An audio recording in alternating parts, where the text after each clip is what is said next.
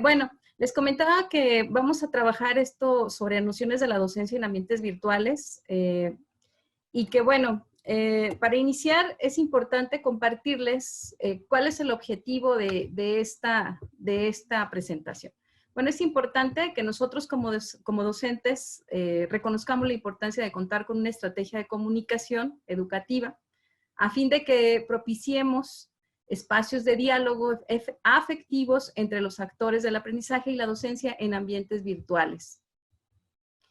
¿De dónde partimos nosotros o por qué será importante para nosotros establecer una comunicación educativa en los ambientes?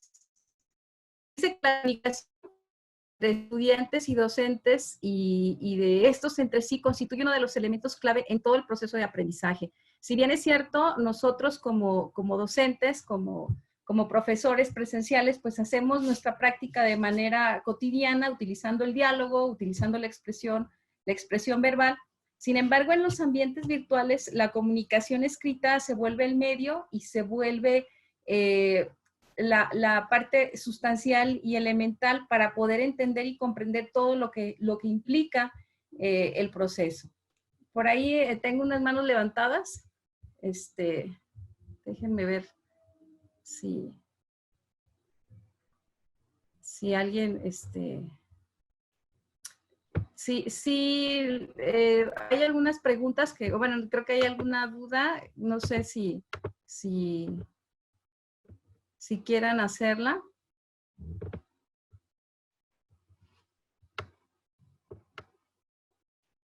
Creo que no veo ya manos levantadas, ¿o sí? Bueno, creo que no. Bueno, otra de las premisas de donde partimos es que la comunicación dentro de los ambientes educativos posibilita una mayor interacción, motivación y participación por parte de los estudiantes y, en definitiva, pues un mejor y mayor aprendizaje. El posicionamiento que del que nosotros partimos es que en la medida en que nosotros como docentes en la virtualidad facilitemos y se promueva una comunicación de manera más efectiva, y no solamente efectiva, sino también afectiva, pues va a haber un mayor involucramiento de los estudiantes para realizar las diferentes actividades que se tengan que hacer dentro del ambiente virtual.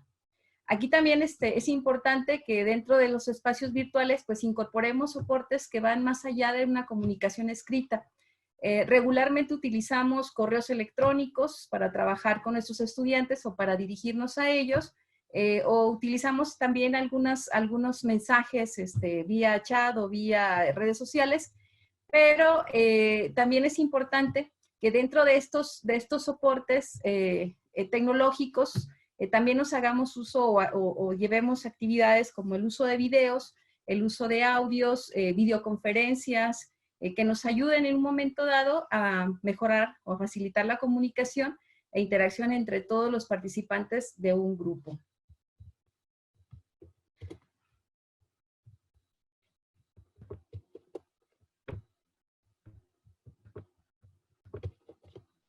Y bueno, hay algunos planteamientos que nos parecen importantes pues considerarlos. Dicen, la docencia presencial, ¿cómo utilizamos las plataformas educativas virtuales? Tengo el conocimiento pues de que muchos de los docentes presenciales, ¿sí? Igual en su caso yo también he sido presencial, pues a veces utilizamos las plataformas, tenemos Edmodo, conocemos algunas otras herramientas o recursos y solamente las utilizamos para dar avisos o enviar mensajes, para notificar o informar sobre tareas o actividades, para solicitar el envío de tareas o productos, o para poder tener una comunicación de manera muy indirecta con nuestros estudiantes y que en un momento dado, pues ellos sigan indicaciones, envíen sus tareas y ocasionalmente estos estudiantes hacen preguntas o aclaran algunas dudas.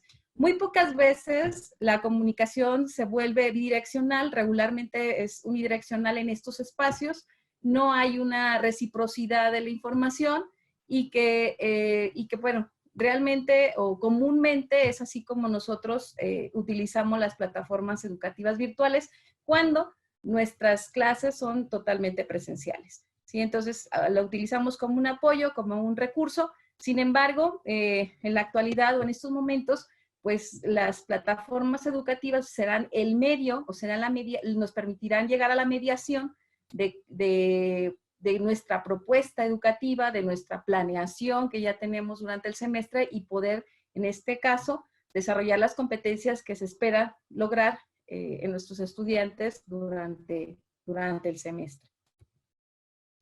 Entonces, aquí planteamos una pregunta. Entonces, ¿cómo podemos generar un ambiente virtual de aprendizaje que responda precisamente a tener una comunicación más efectiva, a identificar actores en ese proceso del diseño instruccional, en ese proceso de estructurar actividades donde ya la plataforma no se vea solamente como un repositorio de tareas, sino que realmente sean espacios de construcción colaborativa de aprendizaje? Y también, ¿cuál sería nuestra función como docentes en esos espacios?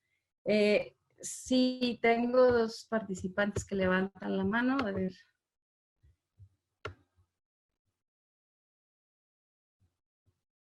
Voy a salir un poquito de la presentación para dar pie. Por ahí tengo algunos compañeros que quieren hacer algún comentario y tenemos abierto el micrófono para los que quieren hacer algún comentario y tengan la oportunidad de ser escuchados. Sí les voy a pedir a todos los demás que tratemos de guardar silencio. Tratemos de guardar silencio y yo sé que algunos tenemos otras actividades, ahí estamos acompañados de nuestra familia, pero tratemos así como de centrarnos un poquito en esto, para que no se vicie el sonido. Sí, ¿quién tenía alguna pregunta? Además usted me dice entonces cuando venga. Sí. ¿Alguien tenía alguna pregunta? Esperado, maestro. Antes, yo creo que también el presidente se debió haber esperado, maestro. Antes de decir nada, ni que sospechoso, ni que nada. Bueno, creo que alguien tenía alguna pregunta. ¿Pregunta?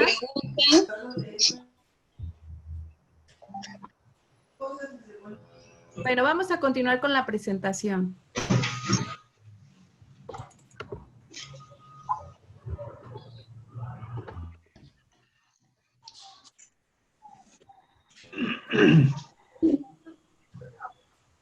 Ok, entonces compartíamos cómo podemos generar un ambiente virtual de aprendizaje. Para esto hay tres grandes implicaciones. En estos momentos no vamos a hablar específicamente de un diseño funcional, ni vamos a hablar del uso del Moodle ni de otras plataformas que nos pueden ayudar. Déjenme, silenciamos el... Estoy en clase.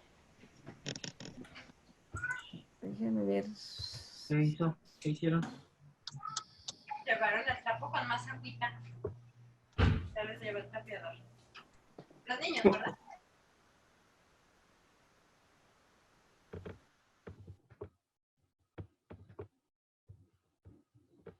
Ok. Les comentaba porque se me olvidó cerrar los micrófonos.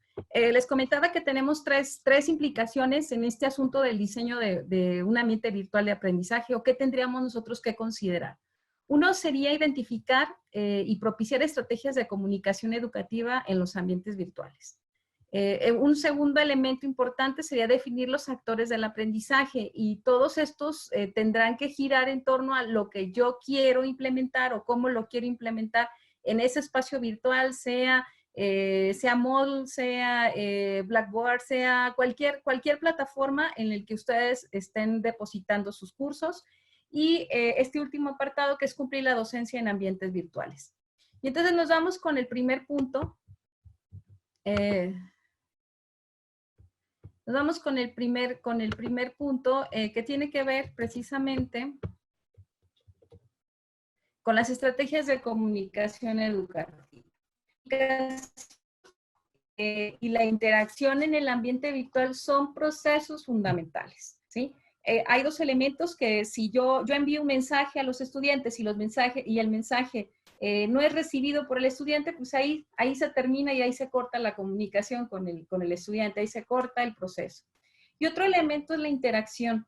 La interacción no solamente vista como el espacio de comunicación, sino también de qué manera el sujeto, en este caso, en qué manera el alumno, de qué manera el estudiante interviene con ese objeto de aprendizaje, interviene con otros actores del aprendizaje y cómo la interacción va a facilitar que el sujeto se apropie de un conocimiento o comparte un conocimiento con otros. Por lo tanto, estos son dos elementos fundamentales que debemos considerar en la comunicación educativa en ambientes virtuales, ¿sí? A partir de ellos, se va a establecer las relaciones que propician la construcción colectiva de conocimiento y de aprendizaje. Regularmente las clases presenciales se caracterizan por la comunicación cara a cara, ¿sí? Cuando nosotros damos una clase presencial, pues nosotros en esa dinámica, pues tratamos de comunicar todo lo que nosotros sabemos, tratamos de generar en el estudiante dudas, reflexiones, nuestro aspecto facial, nuestra cara, dice mucho de aprobación, de no aprobación en relación a lo que nosotros estamos planteando dentro de los contenidos en el aula. Sin embargo, en la virtualidad, pues esto no es así, ¿sí? Nosotros no tenemos esos referentes cara a cara, no tenemos referentes no verbales y el lenguaje escrito se vuelve nuestra arma. La posibilidad de construir o de dejar de construir también dentro del espacio virtual. La comunicación para esto debe ser, o se caracteriza, tendría que ser lógica, tendría que ser, la comunicación, perdón, en estos escenarios se vuelve una comunicación horizontal y dialógica, no es una comunicación vertical. Permite que el estudiante exprese sus mensajes utilizando diversos lenguajes, donde hasta las imágenes, los iconos o algunos símbolos lingüísticos pues representan o tienen un significado para los estudiantes.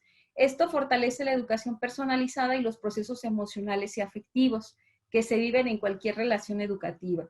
Y que bueno, de manera presencial, una sonrisa, pues es una forma de decir, bueno, estoy de acuerdo con lo que planteas, o un guiño, mientras que en la comunicación escrita, pues definitivamente estos están fuera de, y que por eso se utilizan algunos iconos o algunas otras imágenes.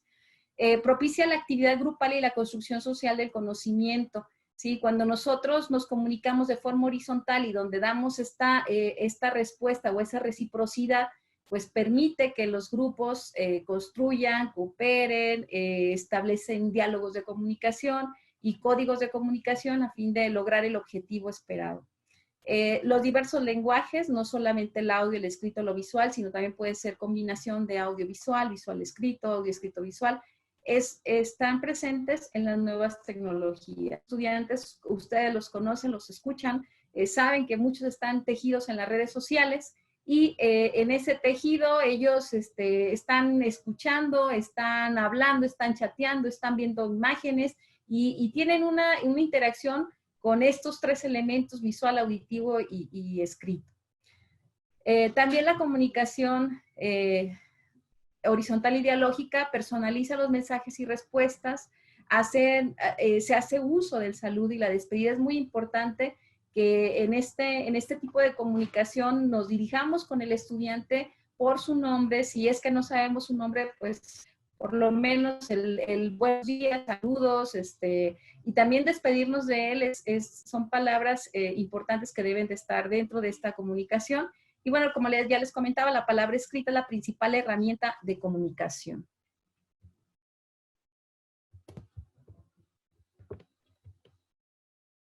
Y bueno, yo creo que muchos de nosotros igual podemos ya tener esta información, pero para recordarlo es importante. Hay tipos de comunicación en línea, existe la comunicación asincrónica y la comunicación sincrónica. Y bueno, ¿de qué manera nosotros en el espacio virtual podemos establecer estos dos tipos de comunicación? Cuando hablamos de la comunicación sincrónica, estamos haciendo referencia a que las herramientas sincrónicas permiten comunicarnos en tiempo real, ¿sí? Casi todas las plataformas de educación virtual incluyen una herramienta o un chat, o igual estas pueden ser a través de WhatsApp, de videoconferencias, como en este caso, que en un momento dado permiten que la pregunta que tenga el estudiante, la duda que se tenga, pues sea respondida en ese mismo momento o en un periodo muy corto de tiempo. ¿Sí? En el caso de la comunicación asincrónica, bueno, esta no tiene un lugar en tiempo real, esta es ubicua, existe distancia y en muchos momentos no se da la posibilidad de tener un contacto permanente ni cercano ni de una respuesta inmediata o casi inmediata. Aquí se reciben los mensajes en cualquier momento y también esos mensajes pueden ser respondidos en diferentes momentos. Este tipo de herramienta tiene la ventaja de que las personas pueden programar su tiempo de acuerdo con sus obligaciones, de acuerdo con sus tiempos, y aún así tener una comunicación más o menos fluida con los demás miembros del curso, que puede ser entre profesor o puede ser entre los mismos estudiantes. Otro de los puntos importantes es que dentro del espacio virtual, y hablando de los elementos de comunicación, es muy importante cuando nosotros empezamos o tratamos de establecer este diálogo escrito con los estudiantes, pues dejar bien claras las expectativas. ¿Sí? Si yo en lo presencial, en mi curso, mis alumnos saben qué es lo que tienen que entregar, qué tipo de productos tienen que entregar, cuestiones muy elementales como la entrada, el horario, las cuestiones básicas, también en lo virtual se tiene que tener esta claridad.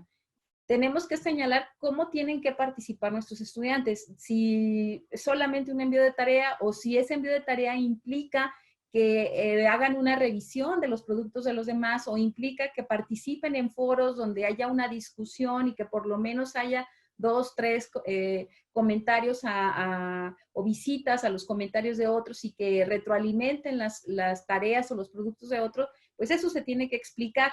¿Sí? No dar por entendido. Muchas veces nosotros como docentes damos por entendido que los estudiantes lo tienen que hacer, pero esto, bueno, definitivamente se tiene que dejar claro. También, cada cuánto se tiene que participar, ¿sí? ¿Cuántas veces? Si es solamente envío mi producto y aunque esté mal hecho, lo recibe el maestro, o si envío mi producto y si es retroalimentado, cuántas veces se tendrá que volver a revisar, y eso también se tiene que especificar. ¿Qué se considera una buena participación y qué no? También eso es importante señalar en estas expectativas. Regularmente los estudiantes, y lo planteo porque esto es una cuestión más cultural que de la propia práctica del docente, es que el estudiante dice, yo ya entregué, yo ya no sé si estuvo bien o estuvo mal, pero yo ya hice mi tarea, ya el maestro es el que me califica. Y pues así no es la situación. Entonces sí es importante que, bueno, que tu trabajo tenga estos criterios, tenga estas características, tenga estos lineamientos, sea revisado bajo estas condiciones. Todos estos criterios de participación pues son importantes y que se tienen que establecer ya sea en lo presencial o en lo virtual, pero en lo virtual deben de quedar mucho más claro porque ahí sí no hay, yo les decía, un elemento de comunicación cara a cara, que diga pues esto no está correcto. Aquí el asunto es que tenemos que ser muy explícitos y muy claros en esto.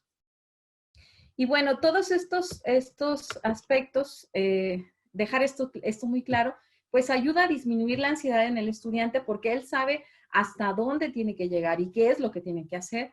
Ayuda a los estudiantes a organizar los tiempos y sus productos, ¿sí?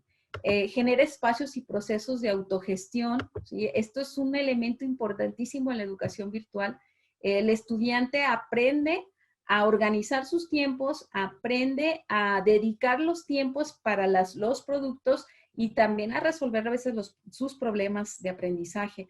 A veces no es tan claro ni tan fácil y yo sé que a lo mejor la tarea para muchos de los docentes presenciales pues es mucho más compleja cuando tienes a lo mejor 5 grupos o 6 grupos y cada grupo tiene 40, entonces imagínate dar respuesta a esos 200 alumnos todos los días, pues tendrías que estar casi centrado en la computadora y ver qué es lo que quiere cada uno de ellos.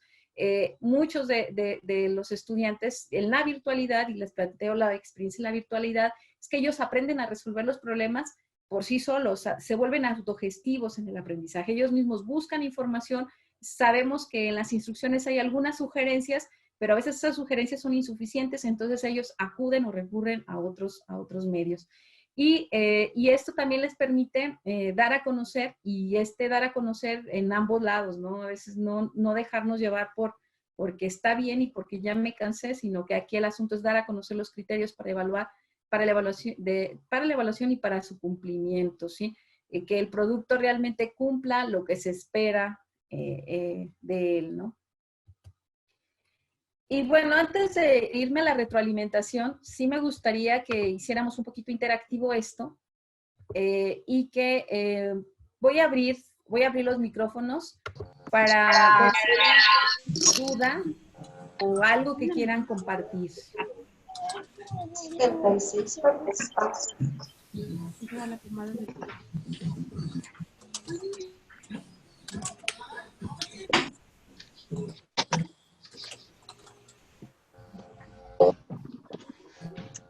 ¿Alguna duda?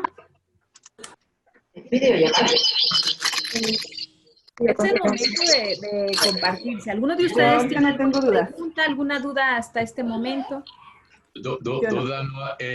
Sobre la explicación, felicitarte, maestra. ¿En qué momento es? ¿Cómo precisamente puedes dar este tipo de cómo está la situación, cómo poder accesar a los alumnos y yo también cómo manejar este medio? De hecho, va a haber en este ciclo de videoconferencias que tenemos en el sistema diferentes cursos. Uno de ellos tiene que ver con el diseño o cómo implementar videoconferencias. Entonces, podría ser un mecanismo, pues, de comunicación sincrónica que les ayude, pues, a trabajar con sus estudiantes. Igual podemos hacerlo o utilizar otros medios como el Skype o el Hangout o, no sé, otros recursos que nos ayuden a tener esa comunicación. Pero sí, aprovechen estos talleres, yo sé que, o estos pequeños cursos, no son talleres, son cursos de videoconferencias. Creo que los talleres van a ser posteriores a esto, para poder ustedes hacerse de algunas herramientas que les ayuden a tener una comunicación con los estudiantes. No sé si les respondí la pregunta o igual a lo mejor me fui por otro lado. No, sí, a esperarme para ver el tema sobre la herramienta, ¿verdad? Sí, mire, también yo sé que esto sería así como lo mismo que nosotros le decimos a los estudiantes. Hay tutoriales, pero bueno, sí Okay. hay tutoriales que nos pueden ayudar. Yo sé que con cuentas institucionales podemos hacer tenemos algunos beneficios y utilizamos nuestras cuentas institucionales para poder hacer algunas descargas de algunos espacios que nos ayuden precisamente a tener esta comunicación más directa. Sí, perfecto. Ok, gracias. De todos modos, va a haber un poquito más adelante. Es poquito, te dibujo. Van a poder ayudar a dar, pues, En clase, trabajar en la virtualidad. ¿Alguien más que quiera compartir alguna duda o hacer algún comentario? Y si no, pues continuamos. Yo, maestra Edith, nada más voy a hacer un paréntesis. Se les está haciendo llegar un pequeño link para completar un formulario. Este es importante para nosotros como coordinación de docencia para poder identificar pues cuáles serían sus necesidades y poderlas atender. Y otro punto más, hay 2 correos en donde los estamos atendiendo para cualquier duda. Es el correo de docencia.sub@redudg.udg.mx y orozco@redudg.udg.mx. Bueno, gracias, maestra Edith. Sí, muchas gracias, maestra Eva. Bueno, vamos dándole continuidad. Por ahí veo algunas aportaciones o algunas dudas.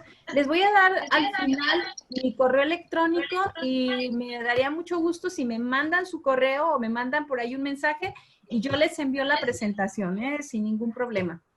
Entonces, Al final les mando mi liga del correo y ustedes más bien les mando mi correo y ustedes me mandan el reto y ya me recuerdan para mandarles el video. Entonces, bueno, vamos continuando con este asunto de la presentación.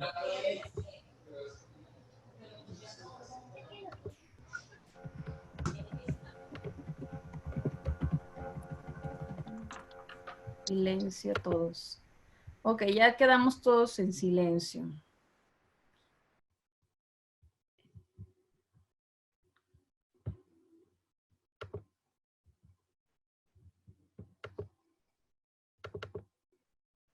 Y bueno, nos vamos con otro tema que es, bueno, y no es otro tema, sino tiene que ver con este asunto de la comunicación.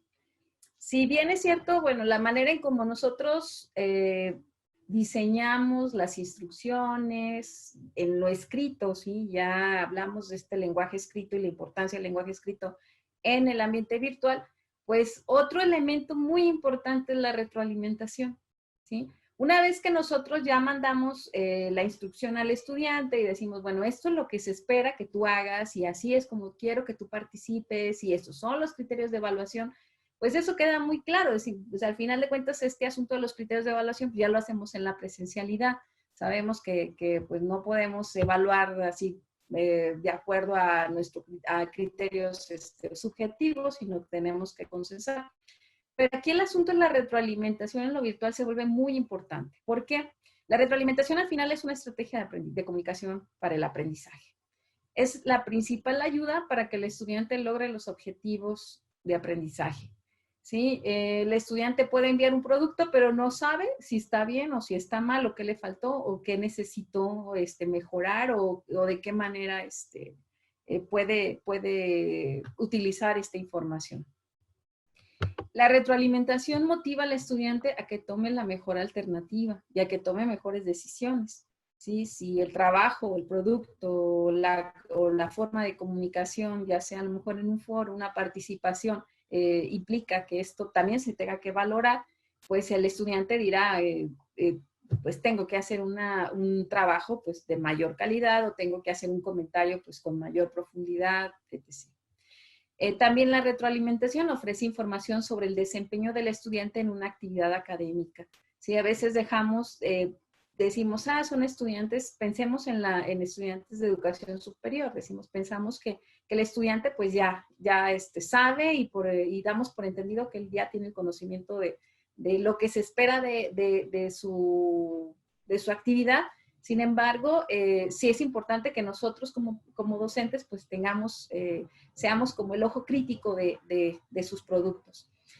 También la retroalimentación se enfoca a la mejora de su producto o de su proceso académico. Y por último, permite al estudiante confrontar entre el producto o entre su participación y lo que debe hacer. Entonces, sí es importante en el ambiente virtual, si nosotros vamos a empezar a trabajar cuestiones de tipo virtual, pues que haya un elemento que es la retroalimentación. ¿Cómo podemos retroalimentar? Existen muchas formas de retroalimentar. Hay quienes de lo más común, o bueno, aquí a nivel tarea, pero hay otros muy comunes que ahorita les platico qué es lo que no se debe de hacer, es solamente poner una calificación y decir, muy bien, excelente, sigue adelante.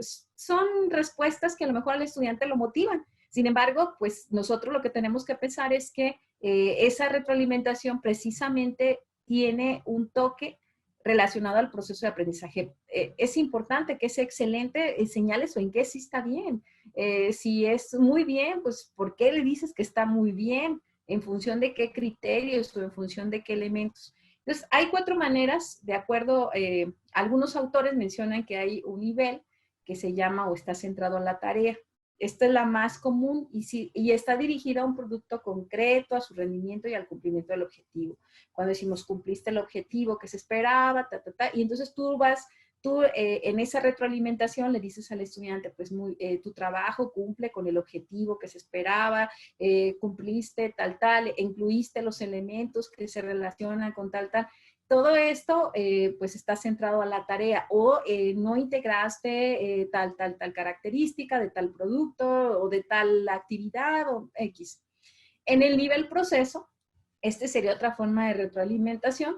Este favorece la capacidad de diagnóstico y de comprensión de un proceso. Implica la adquisición, el almacenamiento, la reproducción y el uso del conocimiento. Ayuda a la detección de errores y apoyos adicionales. ¿Sí? Este no es muy común. ¿Sí? Regularmente, cuando hacemos este tipo de retroalimentación o quienes hacen estos tipos de retroalimentación, pues están más centrados en que te hizo falta o hay este material que te puede ayudar para poder entender este concepto que tú no integraste, y entonces se trata de dar otros elementos adicionales.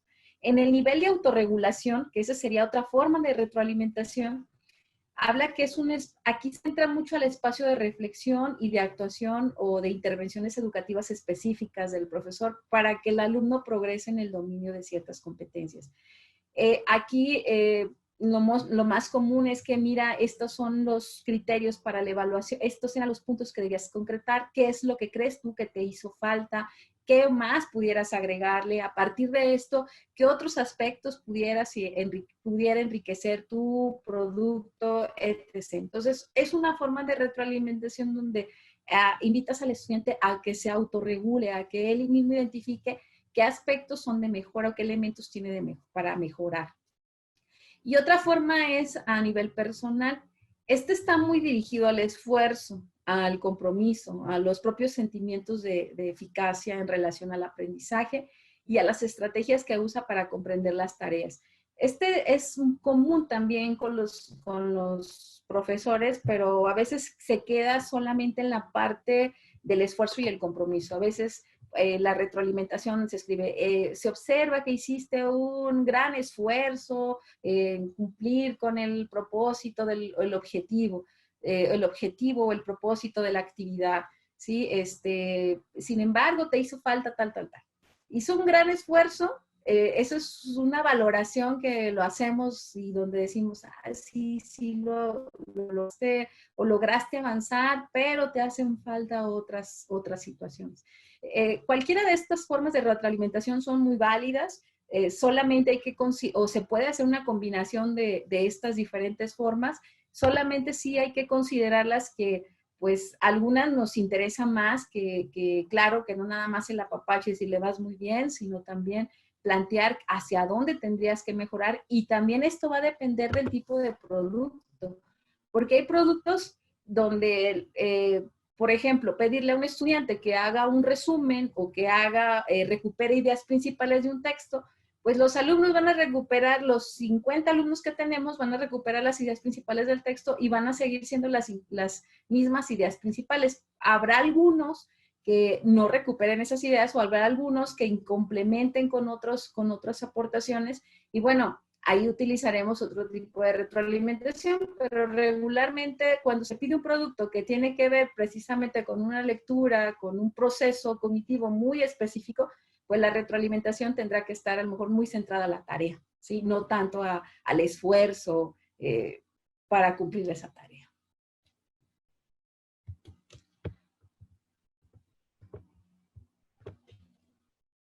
Y bueno, algunas recomendaciones importantes en este asunto de la retroalimentación es no centrarnos solamente en la calificación, no solo señalar los errores cometidos o decir qué le hace falta a la actividad, al producto, a la participación del estudiante, no solo hacer valoraciones subjetivas, como lo que les decía, vas bien hecho, excelente, buen trabajo, sigue adelante, vas por buen camino, etc., ¿no? Existe una infinidad de palabras motivadoras, sino hay que pensar lo que les comentaba, que la retroalimentación debe ser formativa y que enriquezca el aprendizaje de los estudiantes. Que esto es una práctica, no es muy común que el estudiante se regrese para ver si lo que hizo realmente lo llevó a un aprendizaje, aunque bueno, pudiera yo hacer una generalización, habrá quienes sí estén muy centrados en esta parte de maestros y docentes, tanto en lo presencial como en lo virtual, donde el estudiante realmente se vaya a la reflexión de este aprendizaje, o si esto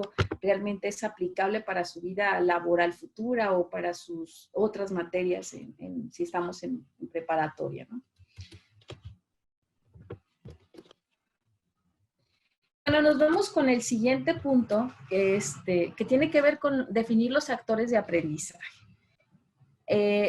Les comentaba, bueno, para tener o para generar un ambiente virtual, pues debemos tener claro quiénes son los que van a participar en ese ambiente virtual. Y entonces, aquí hay dos posiciones. Una es que el aprendizaje, al final de cuentas, es un proceso individual. No, el estudiante aprende para él y aprende como un proceso de gestión cognitiva. Aprende lo que tiene que aprender él, ¿sí? Y esto se pone en acción a la personalidad total del sujeto. ¿Sí? No aprendo del otro, ni el otro aprende por mí, yo aprendo por mí.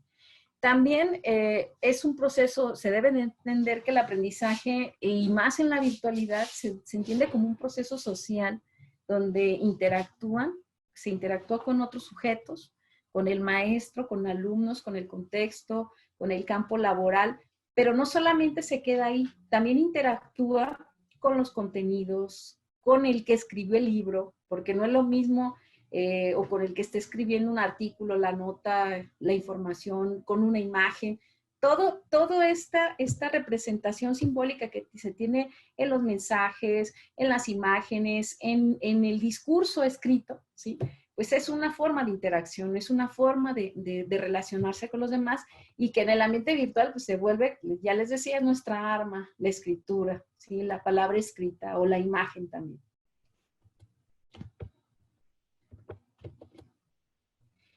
Y de forma directa, ¿cuáles serían esos actores del aprendizaje? Serían los alumnos, ¿sí? Los alumnos son nuestra principal fuente de trabajo y por eso estamos nosotros aquí.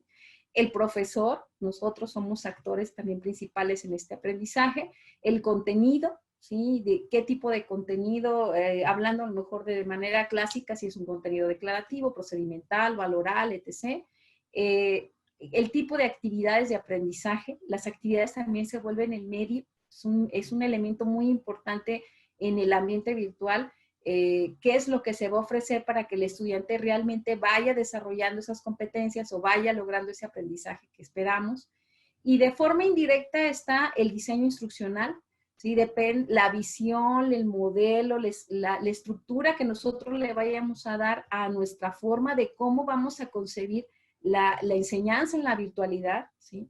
La plataforma tecnológica que estemos utilizando. Hay plataformas muy planas, hay plataformas donde solamente te permiten enviar mensajes y recibir mensajes, no te da la opción de del trabajo sincrónico o de la participación en foros en donde haya una interacción entre los estudiantes. Otro elemento importante de forma indirecta son las herramientas y recursos para el aprendizaje. Estas herramientas pueden ser virtuales, ¿sí?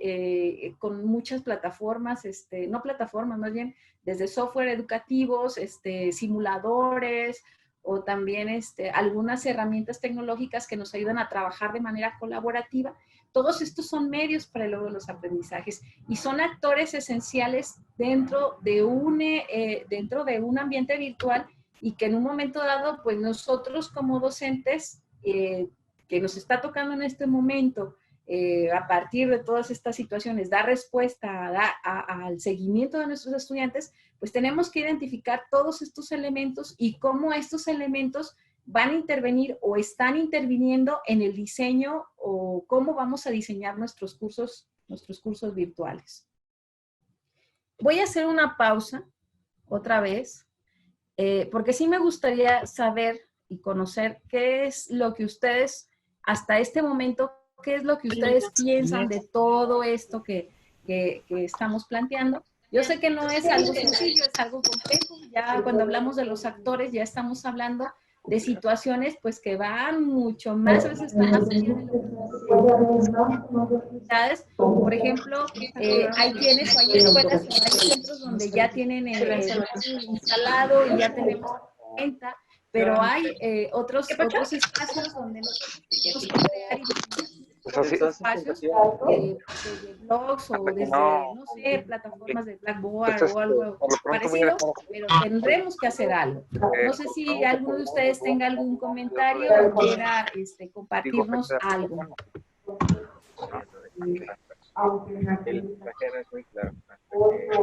particular sí es muy interesante. Sí, nosotros, bueno, he manejado la plataforma del Moodle,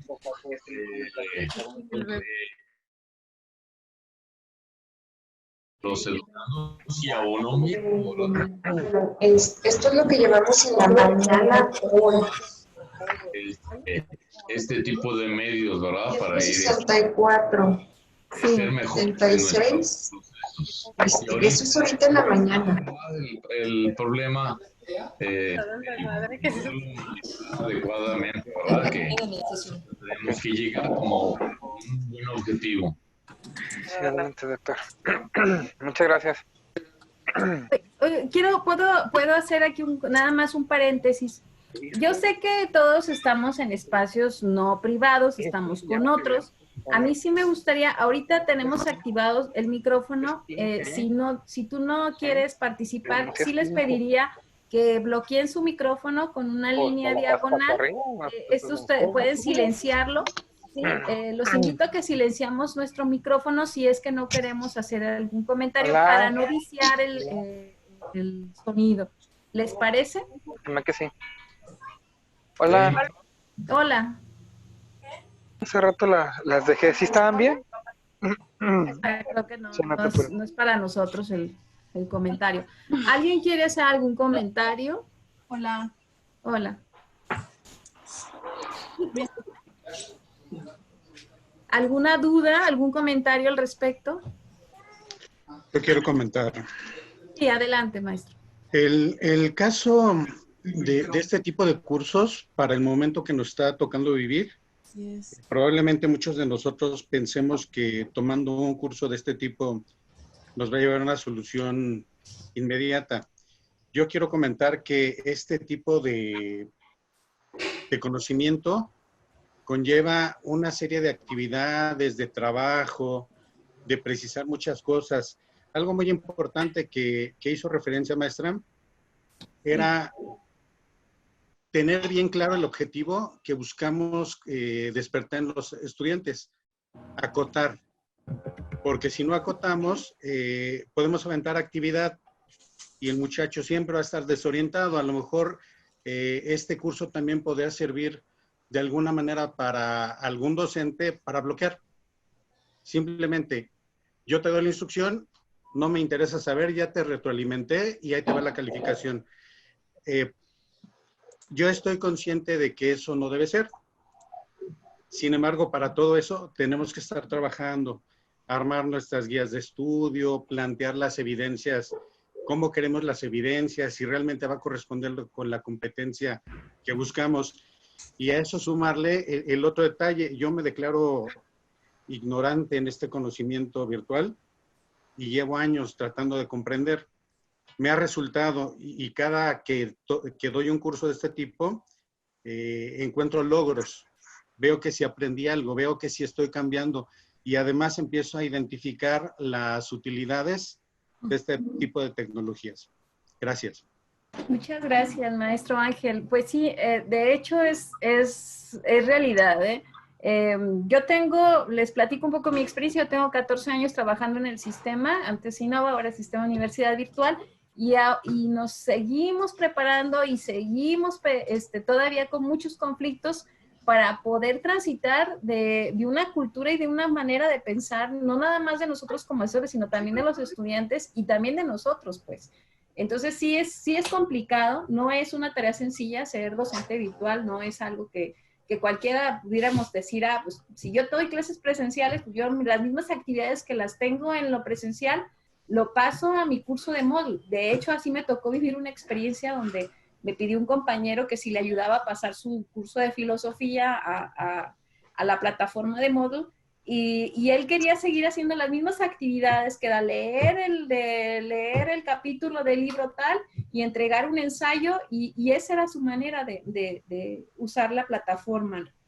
Y sí, resulta complejo, no es una tarea sencilla y es un continuo. Ahorita, bueno, son solamente nociones, estamos tratando como de identificar algunos elementos que nos puedan ayudar a mejorar y que sí, a lo mejor Hay cuestiones que son básicas y que lo hacemos en lo presencial, pero en lo virtual se vuelve mucho más agudo y es mucho más importante poner ahí el dedo, ¿no? Como es en este caso la retroalimentación.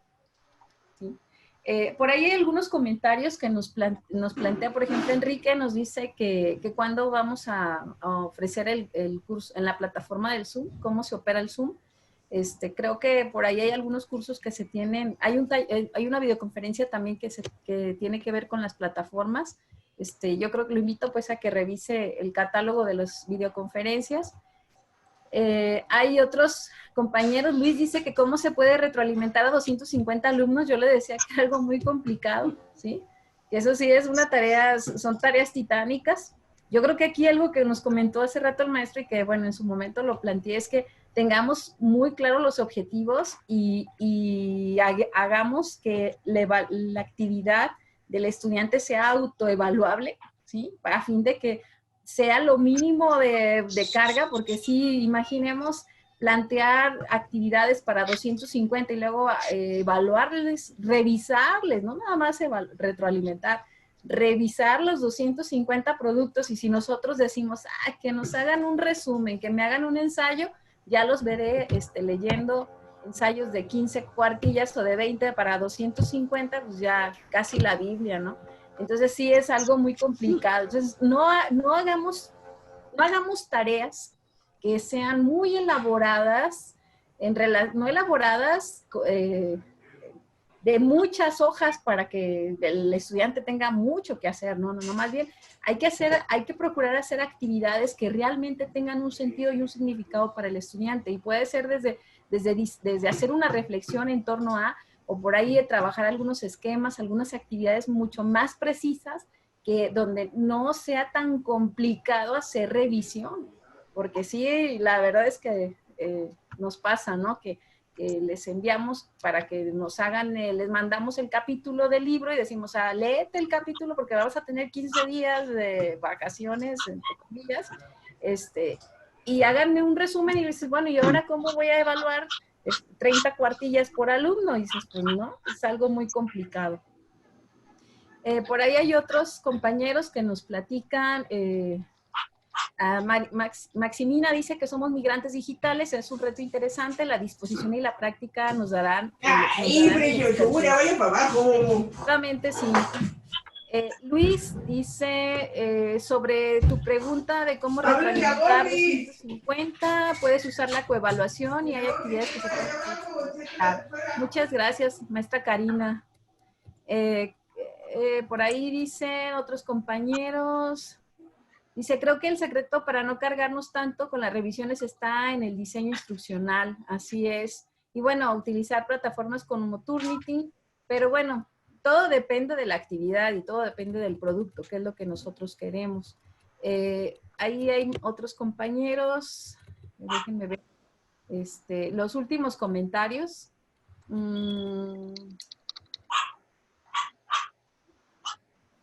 A ver, ¿qué más? No sé si alguien quiere hacer algún comentario mientras yo veo aquí si hay alguna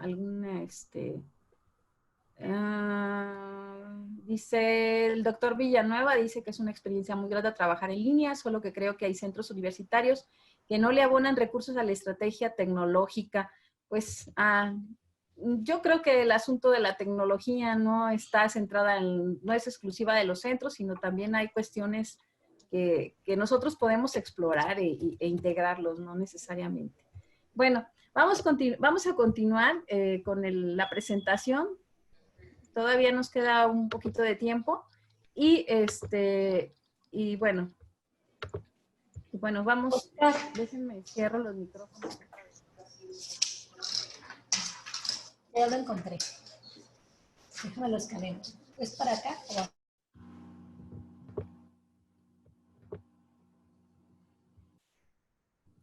Bueno, dando continuidad a esto que les platicaba sobre quiénes son los actores del aprendizaje y antes de retomar el siguiente punto, pues es importante que hablemos de este elemento. Ya hablamos de la comunicación, ahora vamos a hablar de la interacción. La interacción, y hablamos de los actores en particular, es que para poder interactuar con los actores se requiere diseñar actividades individuales, ¿sí? No solamente actividades grupales, sino debemos de pensar qué tipo de actividades son las que realmente el alumno tendrá que apropiarse, tendrá que conocer y tendrá que vivenciar.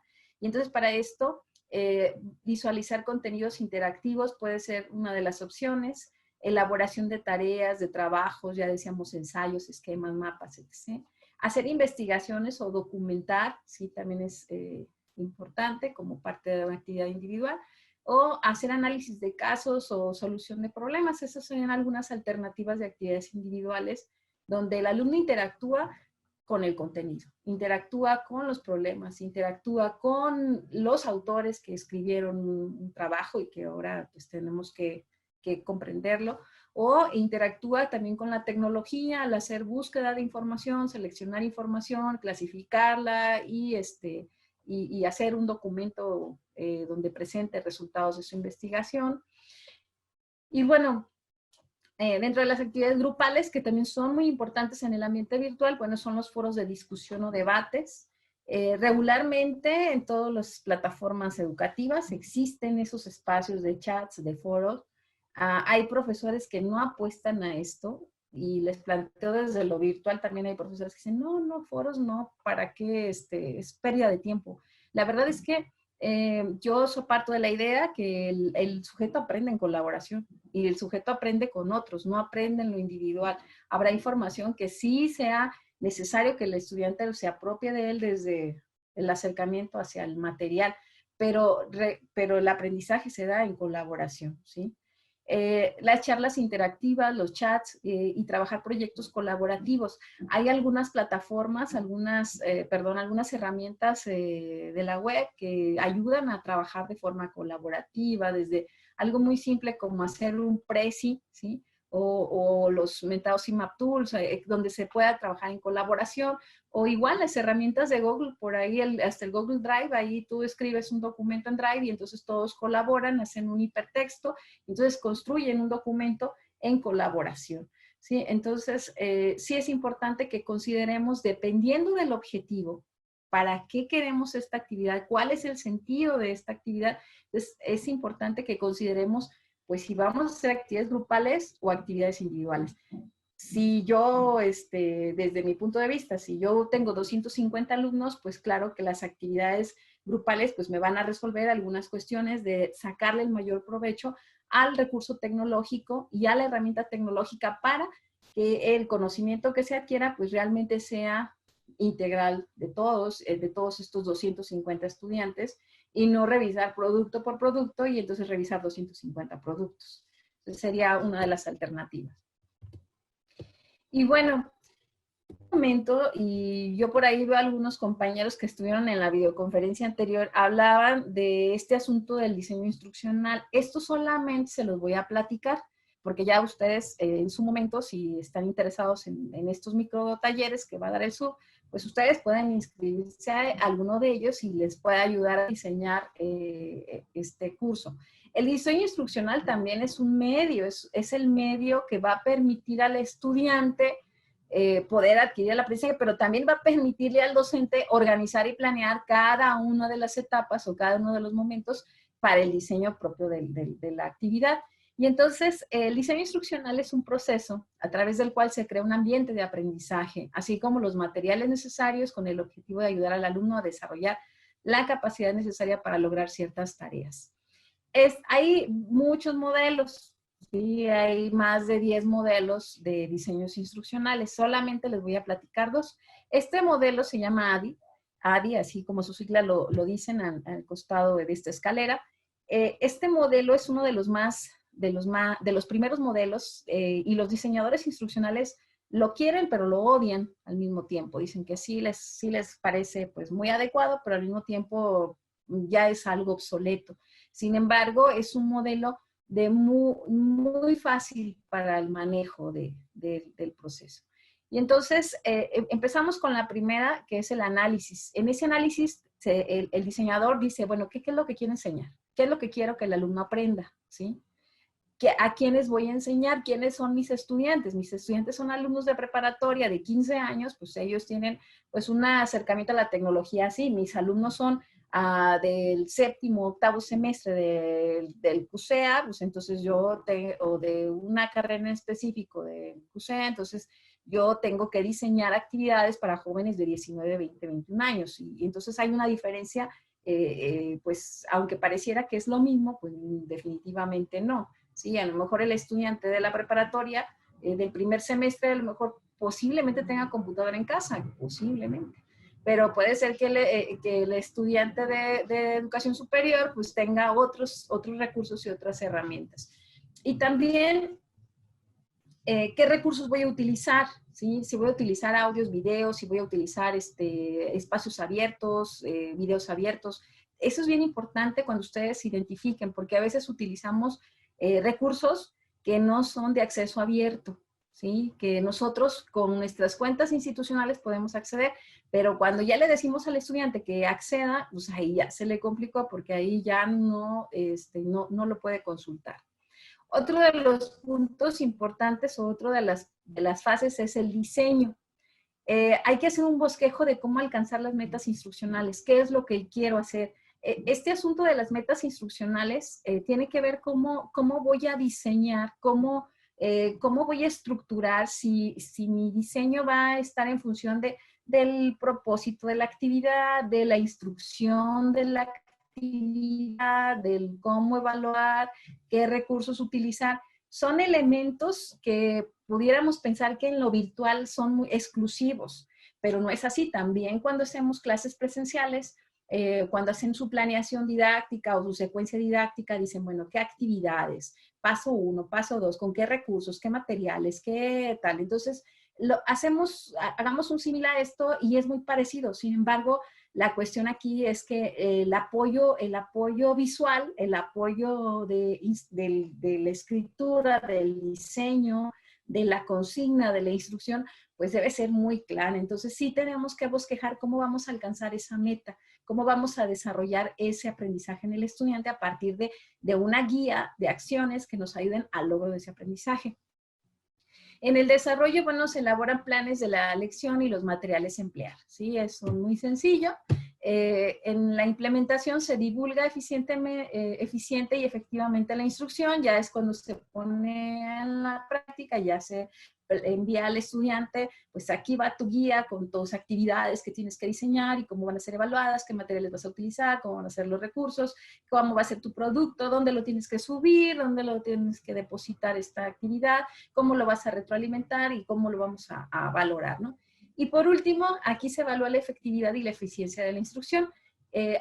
Si el alumno, si yo al revisar lo que el estudiante envía, doy cuenta que pues me envió otra cosa muy diferente a lo que estaba en lo que yo creía que era lo que se había pedido, entonces, y esta situación se vuelve algo muy homogéneo con todos los demás, dices, todos me enviaron algo diferente, significa que la instrucción pues definitivamente no fue la más clara, y entonces tengo que evaluar la efectividad de esta instrucción, si realmente cumplió lo que se esperaba. Porque una cosa es desde mi posición cómo lo entiendo y otra cosa es cómo lo entienden los estudiantes. Por eso es importante analizarlo desde el primer paso, ¿sí? ¿A quiénes voy a enseñar? ¿Quiénes son estos estudiantes? ¿Ya tienen conocimientos previos? ¿Saben de lo que se trata? ¿O estamos hablando a lo mejor, pues, planteando las cosas en la nube, como dicen, ¿no? Nosotros creemos que todos van a entender y la realidad es que no es así. Y bueno, este es otro modelo. Este modelo es el de 9 eventos de instrucción de Gagné, ¿sí? Y él habla que existen 9 pasos o 9 momentos. Entonces, este es uno más, digamos, como más didáctico, más interactivo. El otro es como más administrativo desde la organización, pero aquí es más aplicado ya a procesos muy específicos. Primero es llamar la atención de los estudiantes. Aquí hay que identificar estímulos que ayuden a enfocarse en el contenido, nuevas ideas o preguntas para la reflexión. Si yo lo que quiero es que el alumno reflexione, construya, analice, identifique, entonces no necesariamente requerirá también una lectura de 20 cuartillas y luego tendrá que reflexionar. Hay muchos videos de acceso abierto que también manejan a lo mejor cuestiones históricas, cuestiones de datos, que ayuden a los estudiantes a llevarlos a la reflexión o al análisis. Entonces, sí buscar que ese material sea realmente llamativo para el estudiante. Informar a los estudiantes acerca de los objetivos. Aquí es importante establecer los resultados esperados y criterios para medir los logros del aprendizaje. Determinar los conocimientos previos, presentar el contenido, proporcionar orientación al estudiante. Esto implica que guiemos al estudiante con ejemplos, casos prácticos y otro tipo de apoyos para complementar su contenido. Comprobar la comprensión de los alumnos.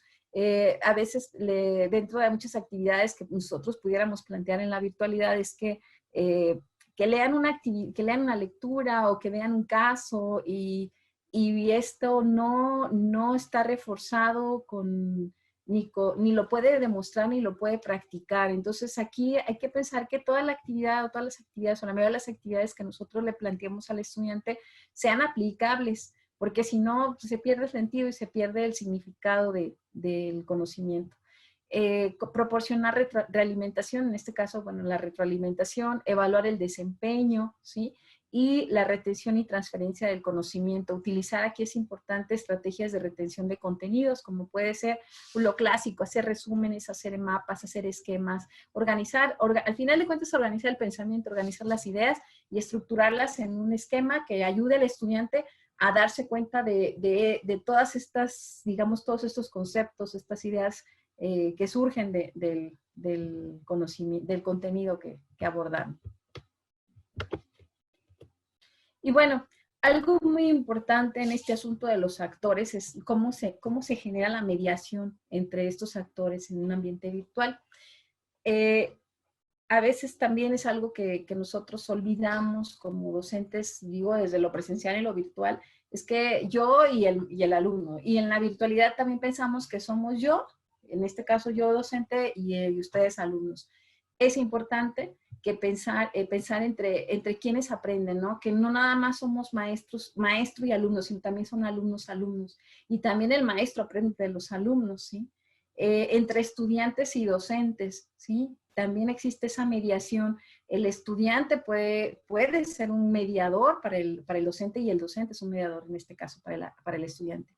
Entre quien aprende y el objeto de aprendizaje. Si yo le presento al estudiante algo muy complejo, un objeto de aprendizaje muy complejo, pues definitivamente va a abandonar la tarea y la va a dejar a un lado. Si yo le digo al estudiante, pues tienes que leer esta lectura, pero la lectura, pues yo la entiendo porque yo soy el profe, yo sé de qué trata, pero al estudiante, si yo le pongo conceptos muy rebuscados o información que no es muy clara para él, ni está a su nivel del conocimiento, pues por ahí va a abandonar la tarea. Entre los estudiantes y el conocimiento, sí, aquí es importante considerar que hay una mediación entre el que aprende y el objeto de conocimiento. Entre la institución educativa y la sociedad, sí, pensar que pues, no se aprende para el aula, no se aprende para las cuatro paredes, se aprende para que el conocimiento sea aplicado y sea transferido a otros escenarios. La mediación hablando con las mediaciones tecnológicas, ¿sí? Todas estas complejidades, por ahí nos decía el maestro creo que es el maestro Jorge, el que por ahí nos planteaba hace un momento, de que a veces la tecnología, pues él dice, ya tengo muchos años tratando o no, creo que no era el maestro Jorge, pero uno de ustedes era, que la mediación tecnológica, la tecnología han tratado de integrarlo a la cuestión educativa y que es complejo hacerlo, y realmente sí lo es, pero hay que pensar que la tecnología también nos ofrece alternativas que posibilitan, pues, abrir el escenario a todo lo que implica el aprendizaje. Y también la relación de las tecnologías y su uso, cómo lo estamos utilizando. A veces nada más las utilizamos como un apoyo, como un soporte, o realmente las utilizamos como mediadores o como mediaciones. Ya casi terminamos, ¿eh? A un punto también importante y antes de iniciar con cuál es nuestra función como docentes, El profesor como mediador de los aprendizajes dice que la mediación del docente entonces implica toda acción o actividad de intervención, recurso o material didáctico que se da en el hecho educativo para facilitar el proceso de enseñanza, aprendizaje, por lo que posee un carácter relacional. Es importante que pensemos que el hecho educativo se va a dar ahorita en la virtualidad, ¿sí?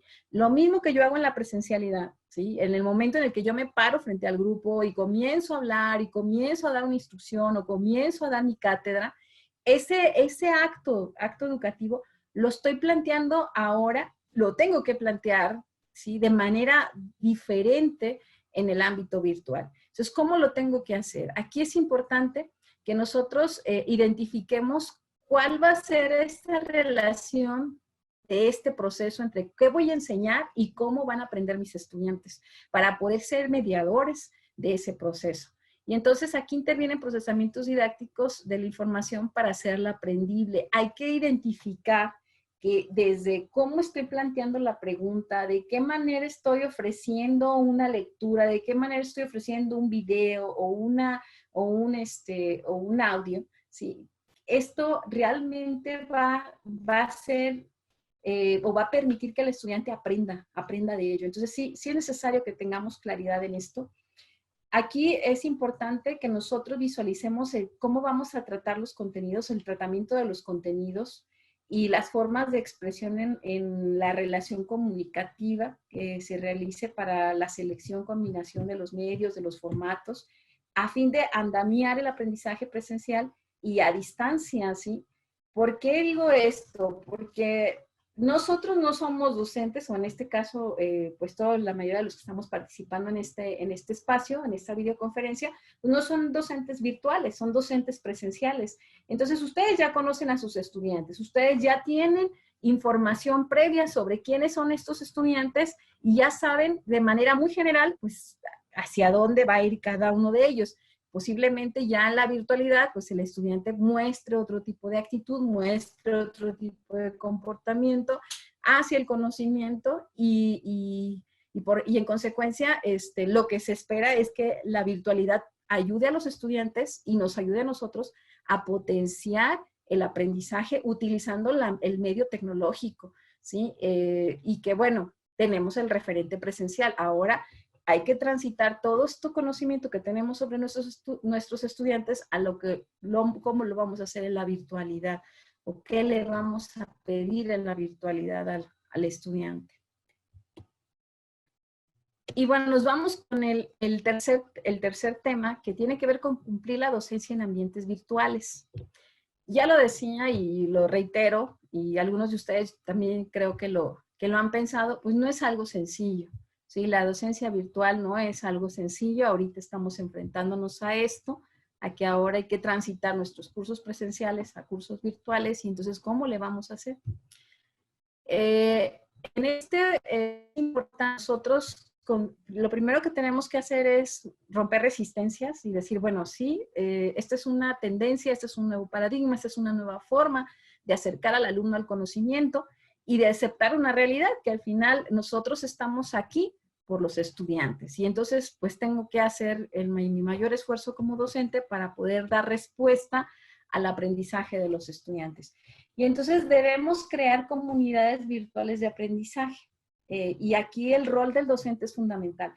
¿Por qué? Porque si no, pues el estudiante va a creer que estos 15 días o 22 días o el tiempo que se aplace esta situación de contingencia, pues va a ser unas vacaciones largas, y no es así. Yo como profesor tengo que tener claridad de que debo de crear en estos 50 estudiantes por grupo, de 250 estudiantes, debo generar una comunidad de aprendizaje, ¿sí? Y bueno, nosotros, ¿qué es lo que tenemos que hacer? El docente plantea las actividades de aprendizaje. No pensemos que el estudiante lo va a hacer. Nosotros somos los principales responsables de planear las actividades del estudiante. Vamos a coordinar y organizar y gestionar los grupos. Sí, yo les comentaba hace un momento, es importante que tengamos actividades grupales o subgrupales en equipo. Entonces, ¿quiénes van a organizar estos equipos? Yo como profesor, y lo digo desde mi experiencia. Les digo al estudiante, hay que formar equipos de 10 o equipos de 5, equipos de 8. los estudiantes pues se van a ir con sus amigos y ya sabemos que los amigos, pues nada más de los 10 o de los 8 solamente 2 trabajan. Y pues esto resulta caótico. O decir, es que yo no supe con quién y yo no tuve con quién hacerlo. Entonces, nosotros tenemos que organizar, gestionar y coordinar esos grupos. Debemos de ser animadores, ¿sí? Animar la participación, ¿sí? Es algo complejo. A veces nosotros somos más serios, recios, la interacción no se nos facilita mucho y que, bueno, también pensamos que el estudiante, pues, si va a la escuela es porque pues, tiene un objetivo muy claro y tiene expectativas muy claras. Y a veces esto pues, realmente no es así. Entonces, tenemos que animar al estudiante a que participe, que se involucre, a que contribuya. También como profesores planteamos mecanismos de adecuación de la tecnología al grupo. Habrá algunas herramientas o algunos recursos que no se podrán utilizar o habrá algunos otros apoyos en los que nosotros podamos contribuir, como por ejemplo abrir grupos de WhatsApp, abrir grupos de Facebook, donde podamos también interactuar con los estudiantes de manera más cercana, ¿no? Crear espacios y situaciones de comunicación educativa en función de las características del curso, de los objetivos, contenidos y de la disponibilidad tecnológica y de la concepción que se tenga de la enseñanza.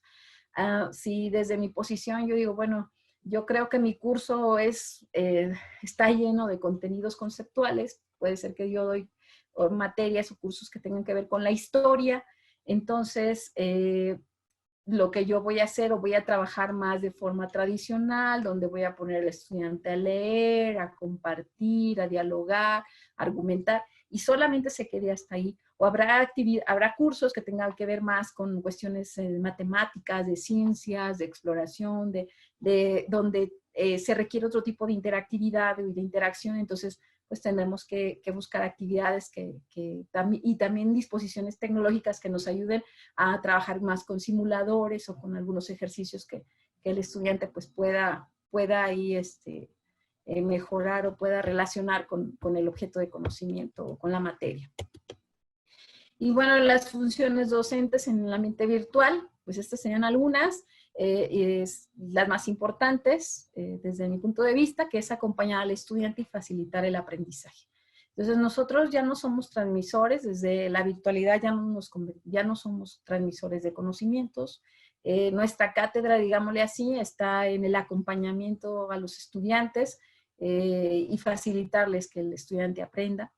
Otro de las funciones es motivar a los estudiantes, esta motivación se da desde mandarles mensajes si vemos que no han ingresado a actividades o no han ingresado al espacio del módulo, pues mandarles un mensaje, decirles que estamos preocupados, qué es lo que les pasa, saber que hay alguien al pendiente de ellos.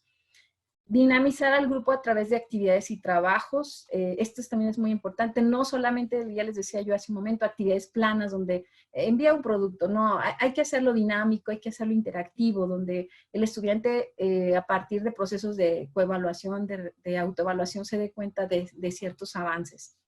Algo bien importante como parte de nuestras funciones es resolver dudas y problemas. Si regularmente en lo presencial el alumno levanta la mano y dice, maestro, yo tengo una duda, sí, pero en lo virtual, pues si esa duda transcurre a los 2, 3, 5 días, pues definitivamente el estudiante pues ya desertó. Entonces las dudas se procura que siempre se resuelvan lo más pronto posible, mínimo o más bien máximo 24 horas, ¿sí? Pero sí, tratar de resolver las dudas y los problemas que tengan los estudiantes. Adaptar materiales y contenidos al individuo, pues visualizando pues que tenemos estudiantes visuales, auditivos, kinestésicos o que tengan alguna discapacidad, pues también hay que tratar así como de diversificar las actividades. Proporcionar medios y recursos en línea para el autoaprendizaje y profundización, ¿sí? No, aunque muy pocos alumnos se van a la profundización, pero sí invitarlos a que tengamos por ahí algo mejor algunos recursos adicionales, algunos libros, algunos links, donde el alumno pueda profundizar o pueda él mejorar o ampliar el conocimiento. proponer actividades complementarias en caso de que sea necesario, elaborar los contenidos, ¿sí? Qué es lo que quiero que el alumno aprenda, seguimiento y acompañamiento a cada estudiante, muy parecido al de arriba, aquí hay que darle el seguimiento a ellos, establecer y coordinar causas de comunicación o vías de comunicación, ya les decía yo, puede ser desde WhatsApp u otros recursos, otras herramientas o recursos o redes, ¿sí? De comunicación. Y algo también muy importante es dar apoyo técnico en caso de que lo solicite el alumnado. Por ejemplo, ahorita podemos pensar, bueno, ahorita estamos utilizando el Zoom, habrá algunos que sabemos utilizarlo, algunos que ya hemos vivido la experiencia, pero habemos algunos que no, y entonces el estudiante también, y cómo silenciar el micrófono, cómo poner la cámara, o igual a lo mejor nuestros estudiantes pues nos superan en esto, ¿no? Y bueno, ya para dar por terminado, bueno, no todavía, no más o menos para dar por terminado, tengo algunas reflexiones para invitar al diálogo. Y para esto sí me gustaría que algunos de ustedes quieran aportar en relación a estos tres grandes planteamientos. Uno sería qué hacer para llevar a cabo una comunicación afectiva y efectiva con los alumnos en el aula virtual, y además que propicie aprendizajes significativos entre los estudiantes. Otra pregunta sería cómo darle sentido a cada uno de estos actores del aprendizaje a fin de que construyamos una comunidad que trascienda de la presencialidad a la virtualidad. Y una última pregunta, una última reflexión es cómo podemos crear la necesidad de formar en la virtualidad y qué implica para nosotros los docentes, que creo que ahí va a ser nuestro talón, ¿no? ¿Cómo vamos a hacer que nuestros estudiantes realmente quieran aprender en la virtualidad? Que no significa que no lo hacen. Lo hacen enviando tareas, enviando productos, pero ¿cómo hacer que ellos realmente lo vean como una necesidad y una necesidad de aprendizaje? Entonces voy a abrir los micrófonos nuevamente y para que tengamos pues la oportunidad de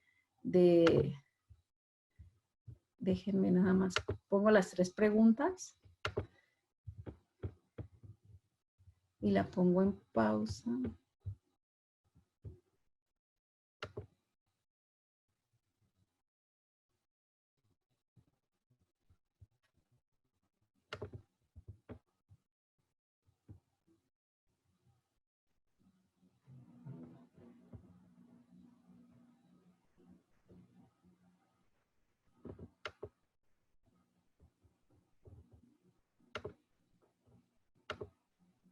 Creo que me va a costar mucho. Y ahora sí, tenemos abierta la pantalla y sí me gustaría, el sonido, perdón, me gustaría conocer, bueno, su respuesta, si es que uno reflexionó sobre alguna de ellas. No sé si quieran compartirme algo. Edith, ¿qué tal? Mi nombre es Nancy Licea. Quiero aportar respecto a las 3. La primera que se me hace muy importante y significativa por cuestiones de la interacción y ya que, pues al final de cuentas, tenemos que establecer que el diálogo, aun cuando sea a través de un recurso tecnológico, estábamos hablando de que detrás de la pantalla hay una persona, en donde puedes tener actividades, en donde puedes atentar contra la autoestima del alumnado. Es por ello la importancia de saber y establecer las metodologías o protocolos de la comunicación con el alumnado. Yo realmente soy nativa virtual, mi licenciatura, mi maestría, ambas virtuales, en donde tuve la experiencia de que un docente me respondió realmente con, ¿cómo se llama? Con letra mayúscula. Y recuerdo que mi ignorancia, porque realmente ahí se... ¿Qué? ¡Dinero!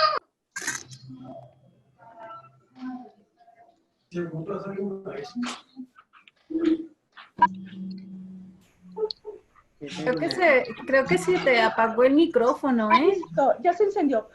Okay. Ya me lo habilitaron. Te comentaba, una de las cosas que yo le comenté en aquella ocasión al docente era justo eso, ¿no? Que dentro de mi propia experiencia en la virtualidad, las mayúsculas demandaban una comunicación rígida Que si era el caso, pues que me lo hiciera saber, y que si no era el caso, pues nada más me dijera si mi opinión era correcta, ¿no?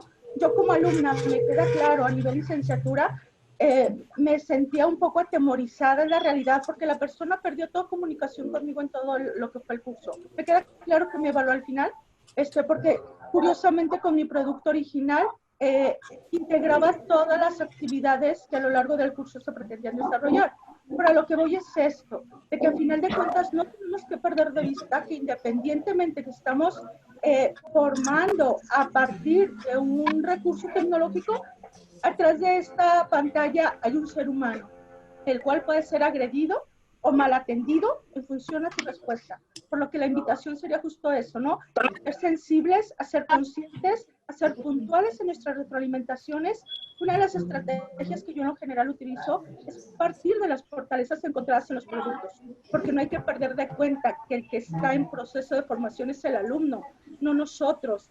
Y en ocasiones hay comentarios muy complejos de algunos docentes, en donde más que abonar al desarrollo, la consolidación de una competencia de uno de los alumnos, es totalmente invitarlo a que se vaya de este tipo de modalidades que en estas circunstancias es una herramienta de apoyo y un potenciador para llegar a lugares donde no podríamos llegar de manera presencial en las circunstancias que estamos viviendo. Entonces, ser esos invitadores a que nuestros alumnos deserten de la virtualidad, al contrario, ser esos docentes que abrazamos al alumno a través de estos recursos, en donde yo siento que la inmediatez, la interacción, la visualización del docente, aunque sea en línea, sentida por el alumno y sintiéndose acompañado en el proceso, Oscar, lleva de verdad a invitarse a este tipo de métodos. Más termina noticia, ¿no?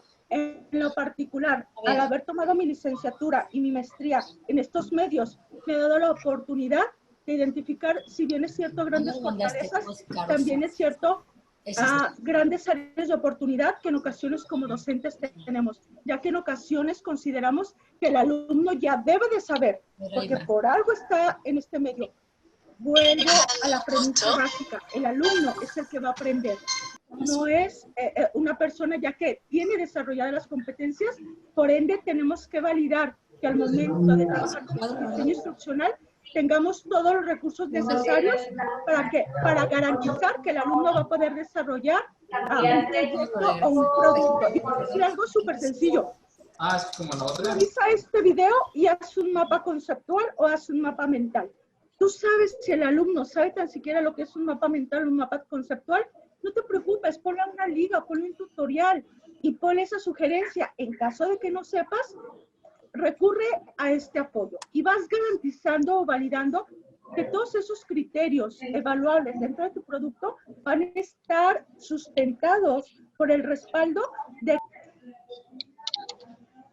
momento dado, si sabe, a lo mejor lo puede potenciar, o que si no lo sabe, tenga el recurso en el momento para lograr desarrollar el proyecto o producto que nosotros le estamos dando.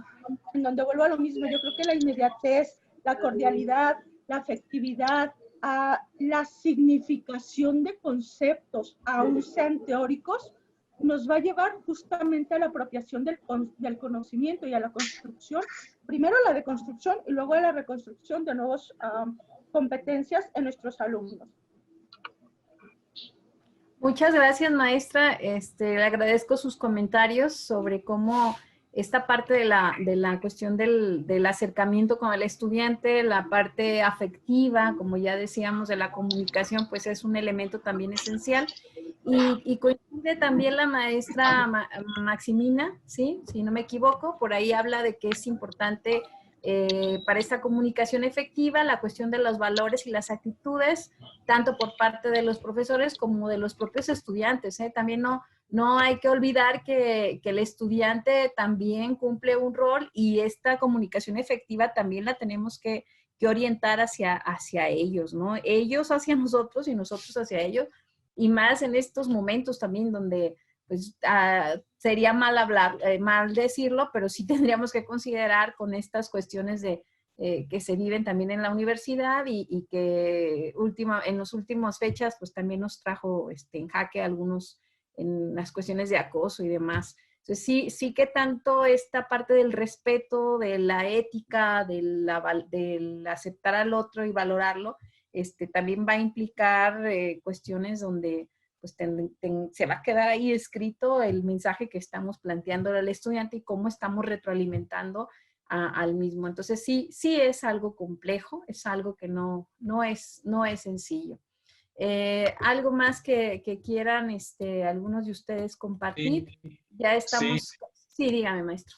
Un servidor de manera en las sesiones presenciales les dejo siempre una reflexión donde viene, donde ellos eligen un pensamiento, hacen la reflexión del pensamiento, les pongo la competencia que se desarrolla en la sesión, vemos las fortalezas, debilidades, y ellos me deben de describir la emoción y el sentimiento de esa sesión.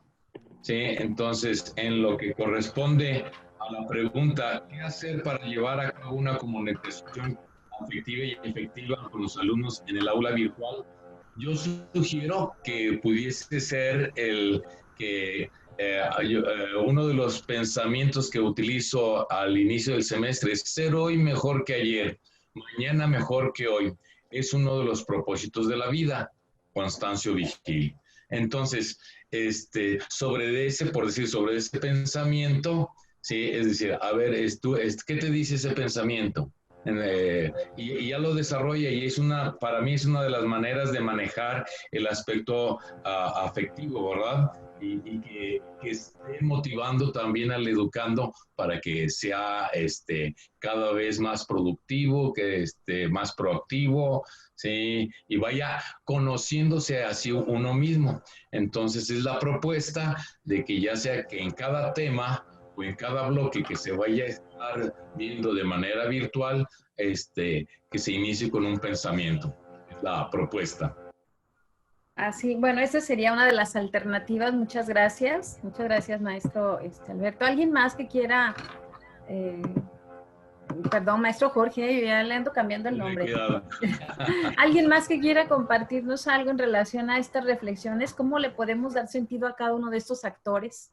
No sé si quiere alguien compartir para construir pues realmente una comunidad virtual, ¿sí? Pensar en nuestros estudiantes, en nosotros como profes, en el diseño, en las actividades de aprendizaje, en los contenidos. No sé si alguien quiera hacer algún comentario en relación. Sí, adelante. Los comentarios que ya nos hicieron los compañeros son muy interesantes, muy buenos inclusive, pero yo creo que tenemos que partir también por diagnosticar.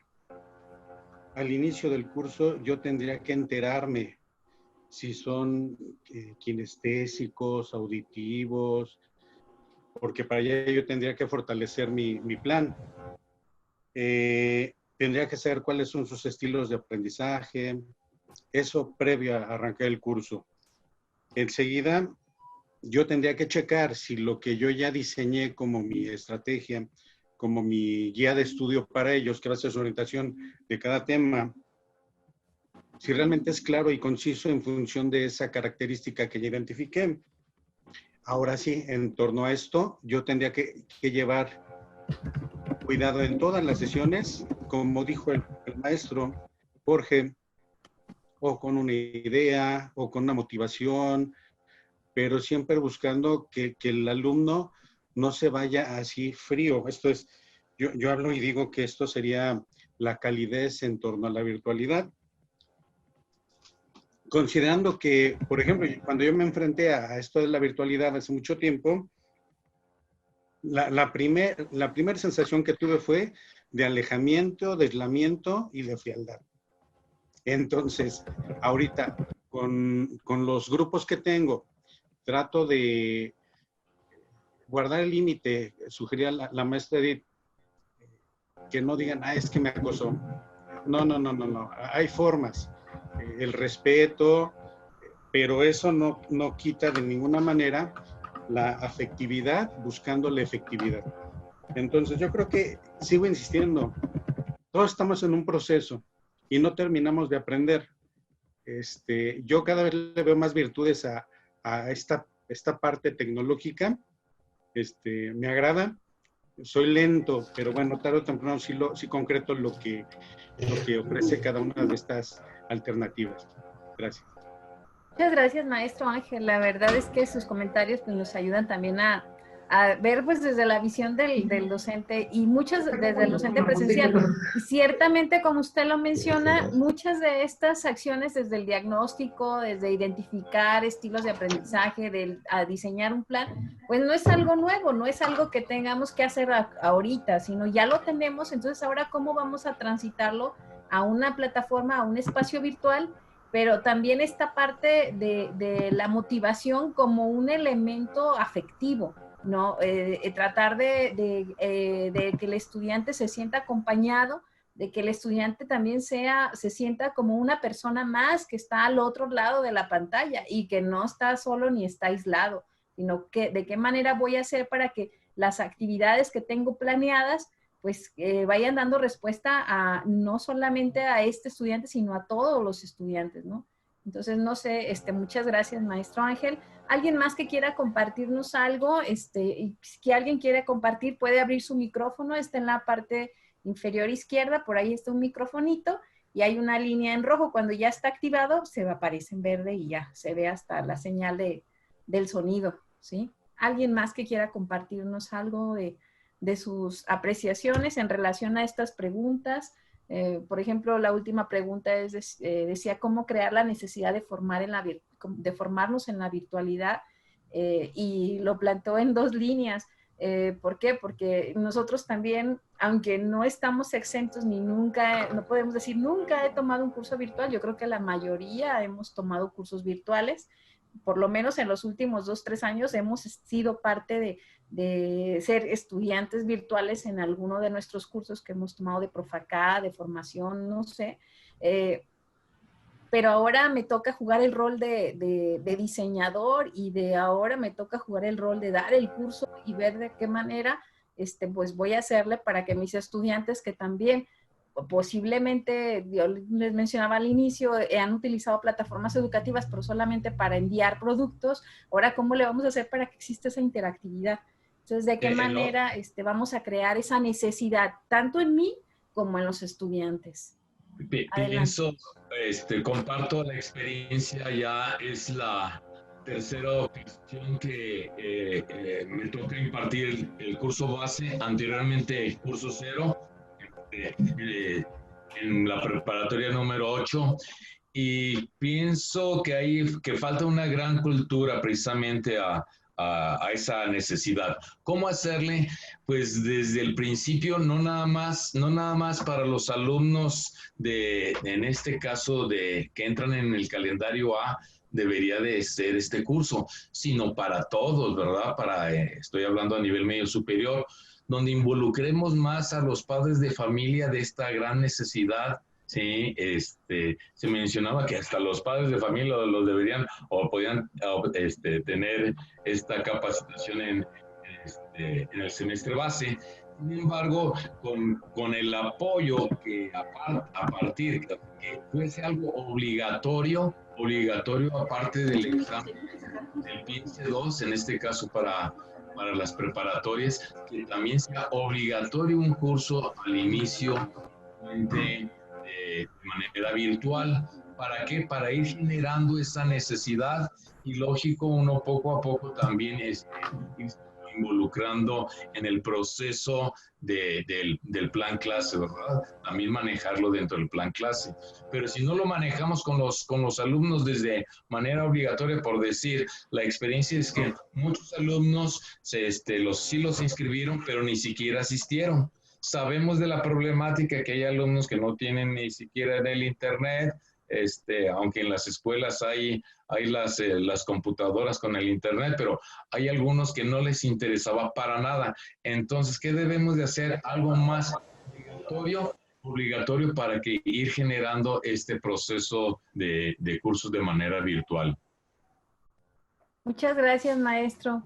Maestro Jorge, ¿alguien más que quiera hacer algún comentario? Creo que todos, voy a activar todos los micrófonos.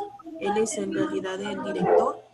Por si alguien quiere hacer alguna última aportación, ya estamos casi a tiempo de Y de ahí cerrar. pues seguiríamos en contacto. Yo hablé con él, nomás que ahora con lo de la cancelación de las clases, los cursos en línea y todo esto, como que esta semana se... ¿Verdad? Creo que... ¿Alguien más que quiera hacer algún comentario?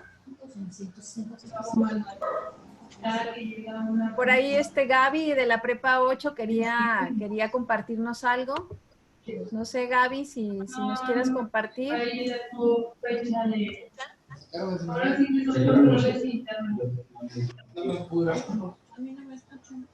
Bueno, vamos dándole cierre a nuestras actividades, a nuestra presentación. Ya nada más para concluir, les comparto lo siguiente. Y queda pues como puerta abierta y como canal de reflexión, ¿sí?